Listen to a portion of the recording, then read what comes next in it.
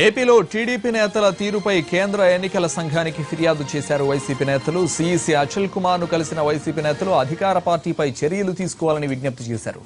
ముఖ్యంగా నంద్యాల ఉప ఎన్నికలో ఓటర్లను ప్రలోభపెడుతున్నారని ఆరోపించారు. టీడీపీ అధికార దుర్వినియోగానికి పాల్పడుతోందంటూ ఫిర్యాదు చేశారు.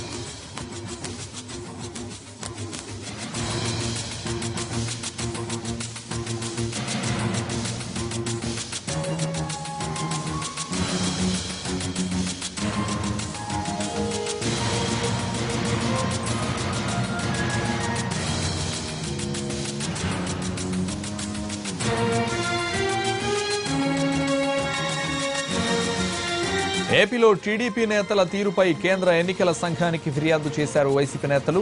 సీఈసీ అచల్ కుమార్ ను కలిసిన వైసీపీ నేతలు అధికార పార్టీపై చర్యలు తీసుకోవాలని విజ్ఞప్తి చేశారు. ముఖ్యంగా నంద్యాల ఉప ఎన్నికలో ఓటర్లను ప్రలోభపెడుతున్నారని ఆరోపించారు. టీడీపీ అధికార దుర్వినియోగానికి పాల్పడుతోందంటూ ఫిర్యాదు చేశారు.